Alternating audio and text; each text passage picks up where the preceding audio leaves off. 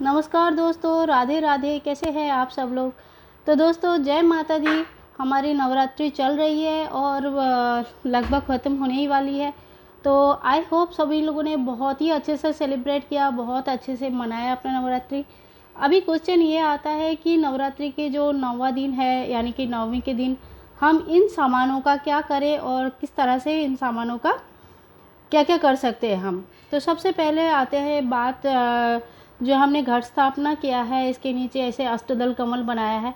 तो दोस्तों, ये जो चावल है नीचे, इस चावल का दो उपाय होता है। मैं पर्सनली जो है कुछ चावल में अपना चावल के जो जगह है उसमें रख देती हूँ, बाकी चावल के साथ मिक्स करके, और उसको प्रसाद स्वरूप ग्रहण करती हूँ। और कुछ चावल जो है मैं चिड़िया को दाना डालती हूँ, क्योंकि माता का आशीर्वाद सभी के लिए है, खाली हमारे लिए नहीं है। तो चिड़िया को दाना डालना मेरा रोज़ का काम है। सवेरे हर रोज़ मैं दाना डालती हूँ। तो माता के 9 दिन होने के बाद ये दाने भी छोटे कुछ कुछ आधा दाना इनको भी डाला जाता है, ताकि इनके ऊपर भी माता की आशीर्वाद बरसती रहे। और दोस्तों, ये जो घट के अंदर जो ऊपर जो ये नारियल है, ये नारियल बहुत जगह पे, अलग अलग जगह पे अलग अलग नियम है। मैं जो करती हूँ पर्टिकुलरली, मैं ये नारियल जो पिछले साल का नारियल है उसमें उसको मैं जल प्रवाह कर देती हूँ, या भूमि विसर्जन करते हैं। विसर्जन का दो नियम होता है, एक जल प्रवाह कर सकते हैं, दूसरा भूमि विसर्जन कर सकते हैं। अगर जल प्रवाह करना है तो किसी नदी या बहती हुई या तो समुंदर में नारियल को डालते हैं, जो नारियल कहीं ना कहीं जाके वहाँ से पेड़ निकलते हैं और आगे बढ़ते हैं। ज़िंदगी मतलब जो लाइफ सर्कल है पेड़ों का, वो इस तरह से आगे बढ़ती है। दूसरा होता है भूमि विसर्जन। भूमि विसर्जन में भी हम खुद अपने हाथों से मिट्टी में ये नारियल दबा देते हैं, बाद में इससे पेड़ निकलती है। और इस नारियल को मैं तोड़ती भी नहीं हूँ और ना ही इसकी कोई प्रसाद ग्रहण करती हूँ, क्योंकि बस ये नारियल में हम लोग घर में जो नियम है, कोई कोई है जो उनका अलग अलग नियम रहता है। आप दोस्तों, मेरी एक गुजारिश है, जो आपका घर का नियम है आप वही पालन कीजिए। मैं क्या फॉलो करती हूँ मैं खाली उतना ही बता रही हूँ। इस नारियल को मैं रख दूँगी घर के ईशान कोण में, लाल कपड़े में बांध के साल भर रखी रहेगी। और पिछले साल का जो नारियल है उसको जल प्रवाह करेंगी, या तो फिर कच्ची मिट्टी में दबा दूँगी, ताकि वो आगे चल के पेड़ बने। इसके अंदर जो मंगल ग्रह घट है, इसके अंदर जो हमने सामान डाला था, तो उसमें से जो चांदी की कॉइन है वो लक्ष्मी स्वरूपिणी माना जाता है, और उस कॉइन को जो अपने तिजोरी में रख दिया जाता है, और बहुत ही शुभ माना जाता है। आर्थिक हेल्प होती है, काफ़ी माता रानी के आशीर्वाद रहते हैं। तो उस कॉइन को आप ज़रूर अपने तिजोरी में रख दीजिए, उसको दान या कहीं दान नहीं करना चाहिए। बाकी जो सामान है, जैसे हल्दी है, कमलगट्टे है, और बाकी जो जो भी इसके अंदर बाकी जो चीज़ें हमने डाला था, और वो सारी चीज़ें या तो आप भूमि विसर्जन कर सकते हैं या तो जल प्रवाह कर सकते हैं। गांव में, जैसे मेरे गांव में जब विसर्जन होती है, तो मेरे गांव में वहाँ पे अलग से एक पॉन्ड है, जिसमें विसर्जन रिलेटेड हर चीज़, जो भगवान का मूर्ति विसर्जन से शुरू करके घट विसर्जन या हर चीज़ इस तरह का उस पॉन्ड में किया जाता है। उस पॉन्ड में नहाने का या धोने का इस तरह का यूज़ नहीं होता है बिल्कुल भी।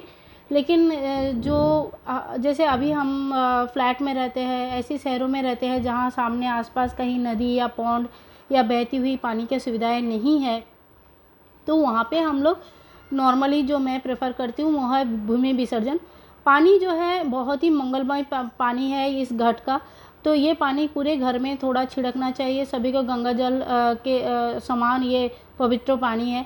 तो 9 दिन तक माता के पूजा किया गया है, इस पानी के ऊपर सारे भगवान का वास माना गया। तो इससे क्या, घर पे एक पॉजिटिव एनर्जी रहती है। और बाकी जो एक्स्ट्रा पानी है वो मैं पेड़ों में, सारे पौधों में, मिट्टी में डालती हूँ, और इसके अंदर का जो सामान है वो भी मिट्टी में गाड़ देती हूँ। यानी कि जो कच्ची मिट्टी है उसमें डाल देने से क्या होता है, वो बाद में खाद हो जाते हैं, मिट्टी में मिल जाती है, और बाद में पेड़ पौधे उसमें आ जाता है। तो इस तरह से उस चीज़ों का यूज़ होता है। तो दोस्तों, ये हो गया हमारे पूरे घट का क्या करना है, घट का पूरा बात हो गया है। ये जो पत्ते हैं, 5 आम पल्लव लगाए, कोई अशोक के पत्ते या पान के पत्ते भी लगाते हैं, इसको भी मिट्टी में दबा देते हैं, जो खाद बन जाती है बाद में। और अब आते हैं नेक्स्ट, माता का जो श्रृंगार का सामान हमने माता को चढ़ाते हैं अष्टमी के दिन। मैंने अभी आज नहीं चढ़ाया, मैं कल चढ़ाऊँगी माता को अष्टमी के दिन श्रृंगार के सारे सामान। तो माता का श्रृंगार में मैं जो सिंदूर चढ़ाती हूँ, ये सिंदूर मैं खुद यूज़ करती हूँ। और आप भी अगर चाहे तो ऐसे ही 2 डब्बी या 1 डब्बी सिंदूर जो है माता को चढ़ा के वो सिंदूर आप बाद में साल भर अपने जो यूज़ करते सिंदूर उसमें मिक्स करके यूज़ कर सकते हैं। माता का चरणों का सिंदूर सबके लिए बहुत ही खास और अच्छा माना जाता है। बाकी जो कुछ सामान मैं माता रानी को ऐसे चढ़ाती हूँ जो माता खुद उसको धारण कर सकते हैं। जैसे मैंने उनको इस बार मुकुट चढ़ाया जो मैंने पहना के, कुछ सामान तो मैंने ऑलरेडी सप्तमी के श्रृंगार में माता रानी को धारण करवा दिया था, वो माता रानी के ही रह जाएंगे, माता रानी के पास ही रहेगा वो सारे सामान। जैसे इनकी मुकुट हो गया, इनकी माला हो गया, नथनी हो गई, इनकी कंगन वगैरह और बाकी इस कमरबंद, ये सब जो चीज़ें हैं ये माता रानी का खुद के पास रहेगी। सिंदूर मैं खुद यूज़ करती हूँ। बाकी कुछ सामान जो बचा है, जैसे बाकी चीज़ें होती है, ये आप कन्या पूजन के दिन कन्या को दान कर सकते हैं, घर में किसी सुहागन स्त्री को दान कर सकते हैं, आपने किसी पड़ोसी को जो सुहागन स्त्री को ये चीज़ें दान कर सकती है। और चाहे तो माता के प्रसाद स्वरूप ये चीज़ खुद भी यूज़ कर सकते हैं। अगर आपको कुछ ऐसा मतलब पॉसिबल नहीं है किसी को दान करना, आप नहीं कर पाते हो, कुछ भी आपका प्रॉब्लम रहा होगा, तो प्रसाद स्वरूप कुछ चीज़ें यूज़ कर सकते हैं। लेकिन दोस्तों मैं एक बात बता दूं कि जो पायल बिछुआ वगैरह चढ़ाया जाता है, पहली बात मैं तो ये नहीं चढ़ाती हूँ, क्योंकि जो माता रानी को चढ़ाया जाता है वो चीज़ हम पैरों में नहीं यूज़ कर सकते हैं। तो इसीलिए जो पायल बिछुआ ये सब चीज़ें चढ़ाया जाता है, तो इसका जो है दोबारा आप यूज़ ना करें, इसको पैरों में ना डालें। तो सिंदूर वगैरह हम सर पे लगाते हैं, तो सिंदूर वगैरह हम यूज़ करते हैं। और इनके जो फूल वगैरह रहते हैं 9 दिन का, जो मैं तो डेली साफ़ कर देती हूँ इनके डेली का फूल, मैं बासी फूल नहीं रखती हूँ। बहुत जगह पे माता के फूल वगैरह भी छुआ नहीं जाता है और वो फूल भी 9 दिन का फूल भी जमा होता है। तो ये सारे फूल वगैरह भी जो है वो मिट्टी में दबा दीजिए ताकि वो खाद बन जाए। बाद में इधर उधर फेंकना ये बहुत ही गलत बात होता है। जो 9 दिन तक पूजा हुआ है उसको यहाँ वहाँ फेंका नहीं जाता है। तो दोस्तों अब आते हैं हमारा अखंड दिए के पास।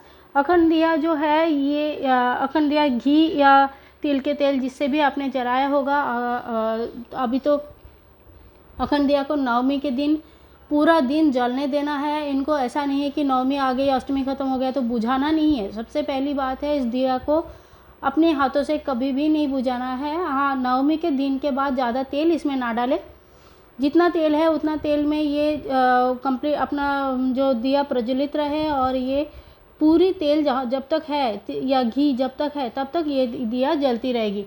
जब तक अखंड दिया जलती रहेगी तब तक माता का आसन या पर घाट या कोई भी चीज़ जो है नहीं हिलाना है, तब तक इस जगह को वैसे ही रखना है।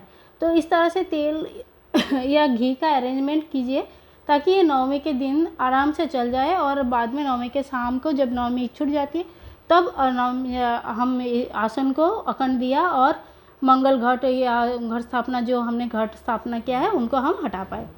पर दोस्तों इसकी अपनी हाथों से कभी नहीं बुझाना चाहिए, जब तक अखंड दिया जल रहा है उसको हिलाना नहीं है।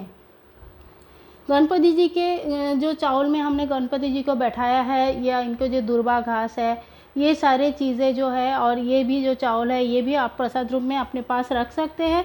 और इस चावल को बाद में थोड़ा थोड़ा मिला के अपनी चावल के साथ मिला के साल भर चला सकते हैं। और मैं जैसे बोला है कि मैं थोड़ा बहुत चावल यहाँ से चिड़िया को भी डालती हूँ।